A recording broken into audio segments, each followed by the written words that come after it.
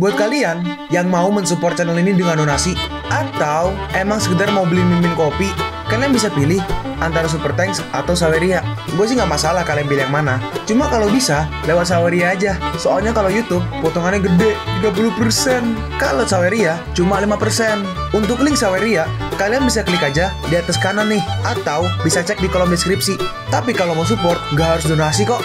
Dengan kalian nonton sampai habis, dan memberikan like pada video ini, itu udah ngebantu banget buat support channel ini. Oh iya, kalian juga bisa join nih ke grup Telegram komunitas cerita manhwa yang baru. Untuk linknya, gue tampilin di layar ya. Tapi kalau malas ngetik, cek aja kolom deskripsi. Di sana, kalian bisa sharing nih topik seputar manhwa dan kawan-kawan, dan juga ketemu teman baru. Kalau mau info terbaru dari Mimin, misalnya upload kapan atau misalnya ada telat upload, Mimin pasti akan langsung infokan di Telegram. Makanya, jangan lupa join ya. Nggak perlu berlama-lama lagi, kita mulai aja ceritanya. Halo guys, Sabik di sini, dan sebelum mulai ceritanya, gue mau ngumumin nih kalau Mimin sekarang ngadain giveaway. Mimin mau giveaway satu buah HP baru saat nanti udah menyentuh 50.000 subscriber. Untuk ikut atau berpartisipasi ada beberapa syaratnya nih, tapi simple banget. Syarat dan ketentuannya kalian bisa lihat nih di Instagram Mimin. Instagram Mimin tuh nih, Mimin tulis nih HP Sabik 12, atau kalian bisa lihat aja nih di link di deskripsi, udah Mimin cantumin di bawah. Di Instagram Mimin itu ada postingan dengan logo cerita manhwa. Nah, di sana kalian bisa lihat tuh syarat dan ketentuannya. Gak susah kok, syaratnya simple banget. Gak pakai ribet, gak pakai susah. 2 menit selesai. Pemenangnya akan Mimin umumin saat udah menyentuh 50.000 subscriber. Tunggu apa lagi? Makanya yuk, buruan subscribe biar cepet-cepet giveaway-nya. Nanti bakal ada giveaway terus kok, tenang aja. Oke, segitu aja, kita lanjut ke ceritanya. Aku punya uang, tumben sebanyak ini. Kenapa kali ini Chow Chow terlihat baik? Ting, pembelian fake Xia berhasil. Harga 10 juta Shenhao. Chow Chow, apa kok nggak salah? Xiaxin berkata, Xiaoke, kok baik-baik aja? Dalam hati Xiaoke, sepertinya ini adalah pembelian terbesar dalam hidupku. Kau sungguh keterlaluan. Aku akan memanggil polisi. Aduh, apa kok nggak salah bicara nih? Lalu tiba-tiba si Xiaoke lompat. Nggak perlu memanggil polisi. Aku sudah menghabiskan banyak uang untuk ini. Kita melihat nih, Xiaoke lompat sangat tinggi. Gak mungkin, tinggi sekali. Itu gila. Suamiku, apa kau nggak takut jatuh jika terbang begitu tinggi? Astaga, wah, loh, ini kenapa ini bisa jatuh? Loh, tepat di atas kepalanya. Hei, jangan arahkan pantatmu kepadaku. Dan akhirnya dia terkena pantatnya dan langsung tumbang. Maafkanlah, aku baru pertama kali melakukan ini dan aku nggak bisa mengontrolnya. Ting, reward 10.000 yuan, balance 9,41 juta yuan. Sepertinya aku telah kehilangan banyak uang dan aku belum menemukan perbedaan setelah aku menggunakan itu. Oke, kalian berdua sekarang stop, jangan ganggu. Langsung pasrah ya. Mereka emang telah terbaring dengan rapi. Tapi uang 9 juta nggak sebanding. Suamiku, kau nggak apa-apa? Apa kau perlu pergi ke rumah sakit untuk kuperiksa? Aku takut kau kenapa-napa. Jangan khawatir, aku baik-baik aja. Syukurlah kalau kau baik-baik aja. Aku benar-benar takut kau kenapa-napa. Hei, jangan pura-pura mati. Nanti rugi barangku yang sudah pecah nih. Lalu Xiaoke memegang pundak dari ayahnya. Ayah, sudahlah, ayo kita pulang. Ayahnya bertanya, gimana dengan mobilnya? Si Xiaxin merespon, aku akan menelpon pihak asuransi. Xiaoke berkata, aku akan membelikanmu mobil baru. Dan akhirnya kita pergi lagi nih ke kantor Kongci. Aduh, apa? Kalian semua nggak berguna. Si bodyguard mencoba menjelaskan, bos, ini murni kecelakaan. Dia terbang begitu tinggi dan tiba-tiba jatuh tepat di atas kepala kami. Dak, ditendang. Aku nggak peduli dengan prosesnya.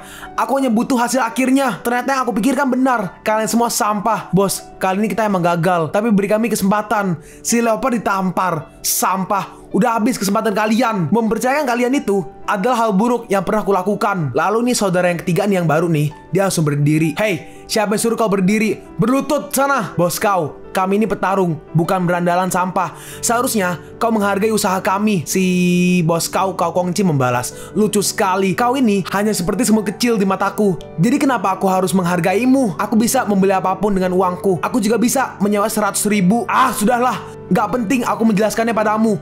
Lalu si Kongci langsung ditampar. Tan, jangan. Bro, aku membawamu ke sini untuk membantuku, bukan untuk melawan bos. Emang benar, tapi bukankah aku di sini untuk membantumu bertarung. Dan aku nggak terima dengan semua ini. Tapi kita masih butuh uang. Si bodyguard yang rambut merah berkata, nggak hanya uang, bahkan kita nggak bisa hidup lagi di sini. Apakah kita harus kembali ke Changpei? Karena sudah terlanjur ke sini, maka mau nggak mau kita harus tetap bertahan bagaimanapun caranya. Dan mulai hari ini panggil aku Qianglong. Oke, Qianglong. Akhirnya namanya dikasih tahu. Dari tadi gak dikasih tahu, cok. Qianglong pergi dan berkata, ikuti aku akan membawa kalian ke bos baru. Beraninya kau mengkhianatiku? Aku nggak akan membiarkan kalian bisa hidup lebih baik. Terus ditendang nih sama si bodyguard yang ini. Sampah. Dari dulu kau juga nggak pernah membuat hidup kami lebih baik. Meski aku sudah bersamamu cukup lama. Terus ditendang-tendang, diinjek-injek tuh. Lalu si Kongqi mengambil telepon nih. Halo, beri aku info tentang Yupo. Aku ingin membunuh Xiaoke dan semua orang yang mengkhianatiku. Lalu sekarang kita pergi nih ke keluarga Chow. Kita melihat nih si Chiasin sedang make up. Xiaoke, kau sedang melakukan apa? Tidak. Nah, seperti biasa, perspektif I. Aku merasa kau memperhatikanku dari tadi. Enggak juga. Itu hanya halusinasimu aja. Lalu Chiasin berkata, aku ingin melihat rumah lama kita. Apa kau mau menemaniku? Baiklah, mereka berdua pun akhirnya pergi. Sesampainya di sana, Chiasin berkata, walau hanya setengah tahun nggak kita tinggali, rumah ini terlihat bobrok sekali. Dan sekarang sepertinya sudah waktu renovasi. Kakek Chow adalah orang yang baik. Jika bukan karena dia, mungkin aku sudah mati kelaparan sejak dulu. Ini sedikit flashback nih. Si kakek, berarti kakek Chow kan tadi kan. Kakek Chow berkata, kalian berdua adalah pasangan yang serasi. Chiasin, setelah kau menikah nanti, kau harus menjadi istri yang baik untuk Xiaoke. Begitu juga sebaliknya. Nah, kita lihat nih, kakek dari Chiasin.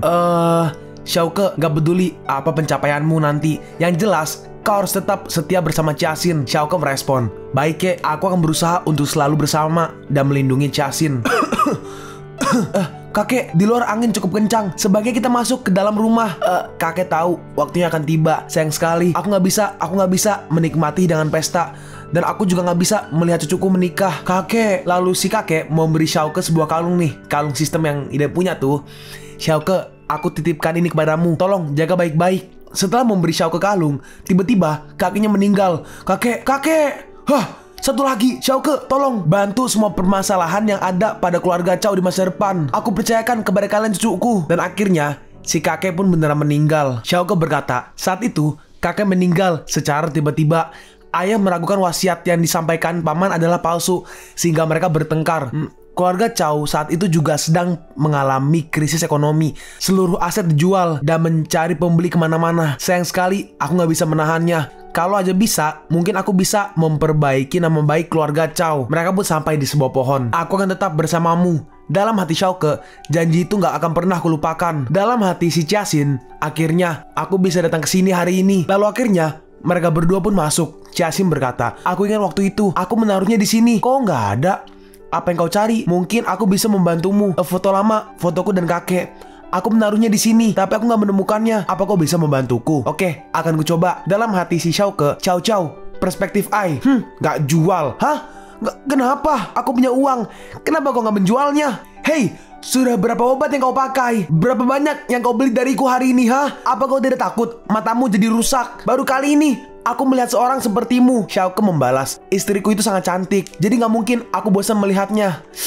Kalau kau tahu itu istrimu, kenapa kau nggak langsung aja menyuruhnya berpakaian seksi dan bercinta denganmu? Kenapa kau malah rela membeli obat setiap hari? Oh iya, sepertinya benar juga. Oh iya, tapi kali ini aku benar-benar butuh obat itu untuk mencari sesuatu. Ayolah, berikan padaku. Apa kau nggak keberatan membelinya? Nih, ting. Perspektif I berhasil digunakan. Shenhao balance 9,01 juta. Dan akhirnya perspektif I-nya aktif nih. Dan Xiaoke berhasil menemukan fotonya. Chiasin, aku melihat ada sesuatu di dalam situ. Dan akhirnya Xiaoke membukanya. Hah? Ada sesuatu. Saat dibuka, ternyata benar foto bersama kakeknya. Hah? Itu dia, ting. 5.901 Shenhao balance telah digunakan. Dalam hati Xiaoke, hah? Loh, kenapa mahal sekali? Loh, Xiaoke, ada apa denganmu? Xiaoke merespon, gak apa. Aku hanya berpikir foto ini sangat berharga untukmu. Iya, foto ini sangat berharga bagiku. Dalam hati Xiaoke, bagaimana bisa Chow salah memberikan harga? Atau emang sengaja? Apa itu? Biar aku lihat. Ini aku ingat sebuah mezzanine. Itu loh yang kayak kaset hitam gede yang di film-film jadul tuh loh, muter-muter. Aku nggak menyangka ini adalah peninggalan kakek. Xiaoke berkata, seharusnya ada sesuatu di dalamnya. Ciasim merespon, tapi di rumah nggak ada korom seperti itu, dan komputer juga nggak memiliki korom. Korom, ya itu mungkin alat kali ya, alat untuk memainkan. Apa yang harus aku lakukan? Oh, aku tahu di mana ada tempat untuk memutar ini. Hanya saja aku nggak tahu apa tempat itu masih buka. Dan akhirnya mereka pergi nih ke sebuah ini kayak universitas mungkin ya. Ciasim bertanya, aku ingat aku pernah datang ke sini dan bertemu denganmu. Saat itu aku takut dan melarikan diri dengan melompat melalui jendela. Masa muda yang lucu sekali. Tapi sebaliknya, kau adalah orang yang baik. Justru keluargaku lah yang selalu berlaku buruk padamu. Dan kita melihat nih di sebuah ruangan. Bos, ada tempat kosong. Hah? Apa kau mau menyewa ruangan untuk menonton? Hah? Cantik. Hah? Cantik sekali. Sepertinya aku jatuh cinta. Kau sadar, ha? Lalu si penjaga itu berkata, lurus, belok kanan. Nah, situ. Maaf, aku telah melakukan kesalahan. Dan setelah mereka berdua pergi, dia menelpon seseorang. Tuan, sepertinya orang yang kau cari sudah datang. Nah, ini orang misterius nih. Apa dia adalah wanita yang cantik? Si penjaga menambahkan, gak hanya itu, bahkan kecantikannya adalah hal yang langka. Bos, semelehoy. Body semelehoy, dengan hidung mancung dan juga seksi. Nah ya, itu dia. Kalau begitu, cepatlah, aku takut dia keburu pergi. Dan mereka masuk nih ke sebuah ruangan. Kenapa kau datang ke tempat ini? Jangan-jangan akhirnya kita kembali ke tempat ini. Walaupun aku gak menyangka kita akan kembali ke sini. Aku suka menonton film Hong Kong. Lalu tiba-tiba seperti ada suara. Tempat ini menakutkan. Tapi ternyata saat mereka memutar yang kaset yang hitam itu, piringan hitam, muncul nih. Ini salah satu keinginanku. Ini akan terwujud setelah aku mati. Aku gak bisa mengatur keluargaku, terutama anak-anakku. Untungnya ada cucuku Ciasin dan menantuku Xiaoke yang bisa diandalkan dan memiliki ambisi tinggi. Mereka layak mendapatkan tanggung jawab yang besar dalam keluarga. Dalam hati Xiaoke, sekarang aku mengerti. Ciasin berkata, ternyata kakek meninggalkan perusahaannya untuk kita, tapi diambil alih oleh paman. Kenapa mereka melakukannya? Iya, mereka sudah keterlaluan. Dalam hati Xiaoke, gak heran kenapa sistem Shenhao mengembalikan 800.000. Ternyata itu uangku sendiri. Selama aku masih menggunakan sistem, gak akan ada ceritanya kehabisan uang. Tiba-tiba muncul nih Cao Cao. Akhirnya kau mengerti. Si Xiaoke ngomong dalam hati ke si siapa namanya? Ke si Cao Cao. Jadi di sini tuh ngomong dalam hati, tapi ngomongnya ke Cao Cao gitu. Kau mau nguping lagi? Tolong, beri aku waktu sendiri. Cao Cao merespon, aku hanya ingin memastikan dan meyakinkanmu aja. Lalu tiba-tiba, Xiaoke langsung melihat ke jendela dan dia melihat nih ada seseorang datang bersama beberapa orang. Nah, kita lihat orang yang tengah ini, bosnya adalah namanya Qian Wangfu. Si penjaga berkata, bos, mereka ada di atas. Si Qian Wangfu merespon, pria itu akan mati dan wanita itu akan hidup. Ingat, pria ini punya kemampuan, jangan ceroboh. Setelah itu, aku bisa melanjutkan kasinoku di hotel dan villa. Siap. Kita melihat nih, ada 4 orang mungkin petarung mungkin ya. Ada yang bawa pistol, bawa crossbow, bawa pisau, sama yang kayak di GTA tuh loh. Nah, nih, yang ini nih. Nih. Tapi ini bentukannya sarung. Ini bukan akhir dari segalanya. Kalau kita nggak menyingkirkan kalau kita nggak menyingkirkan kau, maka hal seperti ini akan terus berlanjut dan mereka berempat pun masuk ke dalam gedung. Hanya ada 2 kemungkinan. Kalau bukan aku yang mati, berarti dia yang mati. Ciasim bertanya, Xiaoke, ada apa? Menurutku, ada orang yang ingin berniat jahat kepada kita. Jangan takut, percayalah padaku. Oke, aku percaya padamu. Lalu Xiaoke langsung mengambil piringan hitamnya. Ayo, ikuti aku. Kita melihat nih, ternyata satu orang udah sampai atas yang memegang pistol. Dan dia menembak ke arah Xiaoke. Untungnya, tembakannya nggak kena karena Xiaoke berhasil menarik Ciasin dan juga berhasil menghindar. Dalam hati Xiaoke, aku nggak bisa melarikan diri dengan cara biasa. Peluru biasa aja menembus tubuh dengan cepat. Bagaimana mungkin? Kecepatan pria itu luar biasa. Dan mereka menabrak nih pintunya, jadi kayak ngedobrak. Dan Xiaoke melihat ada 2 orang yang tewas tertusuk oleh panah. Nah, kita lihat nih si pemanah. Tapi untungnya kali ini panahnya nggak kena. Bayaran untuk membunuhmu adalah puluhan juta dolar. Dia menembak ke arah Xiaoke, tapi untungnya Xiaoke berhasil menghindar. Dalam hati Xiaoke, aku nggak bisa terlalu dekat dengannya. Apa yang harus kulakukan? Xiaoke melihat ke TV nih. Seseorang berkata di TV, kau memberiku kesempatan untuk membunuhmu dan aku akan dengan mudah melakukannya.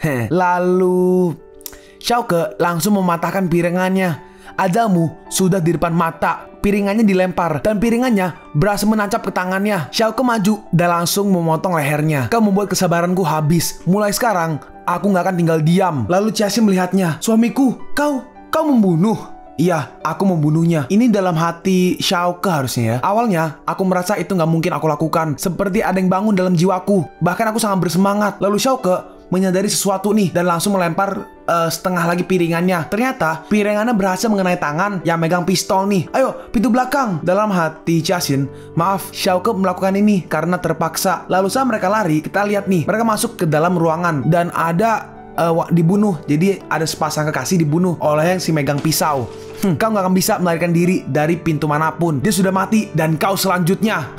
Jaga omonganmu. Kita melihat nih, si yang megang pisau mulai menyerang. Sedangkan di TV, ayo pukul aku. Tuh, kalau di zoom tuh isinya Bruce Lee tuh. Dan Xiaoke langsung menendangnya keluar jendela. Oke, thanks bro. Sama-sama.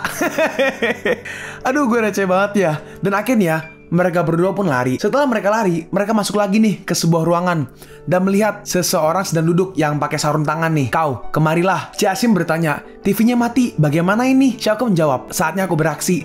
Lalu Xiaoke mengambil sebuah lighter atau korek api dan dia menyalakan sigar milik orang ini. Xiaoke berkata, bro, sangat membosankan jika kita harus bertarung. Gimana kalau kita menonton film? Aku sedang mood. Kau bebas memilih film. Lalu Xiaoke memilih film yang boxing nih. Nah, ini dia. Istriku, pilih bagian yang paling intens. Si orang itu berkata, sebaiknya kau berhati-hati karena aku pasti bisa mengalahkanmu. Kita melihat nih, gak akan ada yang bisa menghentikan tinju nerakaku. Dia menyerang. Tapi TV-nya nih, kena tuh boxing, dar. Dan Xiaoke, kayaknya dia kayak mengimitasi gak sih? Dan langsung menghajar orang itu. Bro, apa kemampuanmu cuma segitu? Kau, kacau. Dan Xiaoke langsung membantainya. Suamiku, mereka semua bukanlah tandinganmu. Xiaoke langsung menarik Jiaxin. Dalam hati Xiaoke, tiba-tiba aku gak bisa mengendalikan diri. Apa yang kulakukan? Aliran darah dan detak jantungku gak beraturan. Apa yang terjadi padaku sebenarnya? Dalam hati Jiaxin, keinginan kakek membuatku untuk tinggal bersamanya. Selama 3 tahun, kita selalu diremehkan. Aku minta maaf untuk itu. Dan sekarang sudah waktunya bagiku untuk menjadi seorang istri sepenuhnya untukmu. Mereka pun keluar ruangan. Saat di luar, tiba-tiba mereka ditodong pistol. Hei pria tampan, sudah lama aku menantimu di sini. Dan dia mulai menembak ke arah Xiaoke. Suamiku, aku takut. Aku juga takut. Waduh. Kau telah mengalahkan mereka semua. Dan tidak denganku kali ini. Kita melihat nih, tembakannya untungnya semuanya meleset. Hei, jangan menembak sembarangan. Itu menakutkan tahu. Hei, bukankah kau telah menyakiti tanganku, Sulit bagiku untuk menembak dengan tangan kiri. Sekarang giliranku. Lalu Xiaoke mengambil remote TV nih dan menyalakan TV-nya. Mari kita lihat siapa yang akan menang. Tapi saat diputar, isinya, wah, ini cara bertarung yang menarik. Lalu tiba-tiba Xiaoke membuka bajunya. Suamiku, kau jangan mengikuti adegan film itu. Wah, body yang bagus. Nah, sekarang Xiaoke langsung maju. Dan Xiaoke langsung menahan tangan yang memegang pistolnya. Tanduk macan. Dan wanita itu langsung dihajar. Gerakan ini cukup efektif. Dan di luar kita melihat nih, kita melihat Chen Wangfu bersama satu orang lagi. Wangfu berkata, Xiaopo, siapa menurutmu yang akan berhasil? Xiaopo membalas, menurutku Red Sister. Dia penembak jitu. Seharusnya dia berhasil menyelesaikan tugasnya dengan baik. Enggak, menurutku Mr. Green. Dia memiliki kecepatan dan kekuatan yang hebat. Xiaopo, kau atur barisan Kauca. Lakukan dengan baik. Aku akan memberimu hadiah nanti. Terima kasih. Dalam hati Xiaopo, jika bukan karena dibayar, siapa yang mau melakukan semua ini? Dan akhirnya mereka berdua keluar nih. Apa aku nggak salah lihat? Mereka berdua keluar dengan selamat. Akhirnya kita bisa pergi dari tempat ini. Dan aku tetap ingin menggendongmu. Apakah dia Xiaoke? Bagaimana bisa dia mengalahkan semuanya? Xiaopo berkata, aku takut. Menurut saudaraku, Xiaoke memiliki kemampuan yang gak wajar. Benar-benar brengsek. Ayo kita pergi. Dan mereka berdua pun akhirnya pergi. Dan Xiaoke dan juga Jiaxin memanggil polisi untuk datang. Kita melihat nih, mayat-mayat tergeletak. Jiaxin berkata, mereka mencoba membunuhmu. Baiklah, aku akan menjelaskan rencananya. Mereka ini adalah pembunuh profesional dan mereka adalah buronan kami. Kami akan mengajukan bonus untukmu. Xiaoke merespon, jadi aku nggak dipenjara dan ada bonus? Si polisi membalas, tapi tentu saja kami nggak menganjurkan hal seperti ini. Sebaiknya kau hubungi kami jika menemui masalah seperti ini. Kita melihat nih, si penjaga toko ditangkap. Hei, lepaskan aku orang baik. Lalu si polisi mengeluarkan sebuah laporan nih, kertas laporan. Anda sudah lama buron, kau nggak bisa mengelak. Lalu akhirnya mereka berdua pun pulang. Ciasin berkata, sayang, aku ingin memperbaiki Chow Group atau perusahaannya. Besok aku gak ingin kakek kecewa. Xiaoke merespon, baiklah, aku akan membantumu. Suamiku, kau begitu baik. Aku sangat lelah, saatnya untuk tidur. Lalu Xiaoke, siap-siap nih, tidur di lantai. Oke, aku akan menyiapkan lantai untuk tidur. Ciasin membalas, apa kau nggak kedinginan tidur di lantai? Tidurlah di kasur. Nggak apa, aku nggak kedinginan. Tolol, ini gue nih ngapain? Lalu si Ciasin, suamiku, aku tahu kau sangat lelah karena telah membunuh banyak penjahat hari ini. Ciasin, aku kedinginan. Dan akhirnya mereka nggak jadi. Selamat malam. Ya, selamat malam. Aduh, gobloknya. Itu dalam hati Xiaoke ya. Dan kita melihat nih, dalam hati Xiaoke pas lagi tidur, lagi-lagi seolah ini nggak ada akhirnya. Kau nggak pernah bisa damai. Hajar, hajar. Lalu tiba-tiba si Ciasin keluar nih, dia bangun. Dalam hati Xiaoke, sepertinya dia nggak bisa tidur. Dan ternyata si Ciasin siap-siap memakai pakaian rapi. Hah? Mau kemana dia? Loh, ini apa yang dilakukan? Kalian pun sampai di penghujung video ini. Kalian mau tahu lanjutan chapter ini? Atau manhwa menarik lainnya? Makanya, jangan lupa subscribe biar kalian gak ketinggalan kalau gue upload video baru. Jangan lupa like, komen, dan share ke teman-teman kalian supaya channel ini bisa lebih berkembang ke depannya. Segitu dulu dari video cerita manhwa. Gua Sabik undur diri. See you on the next video. Zaijian.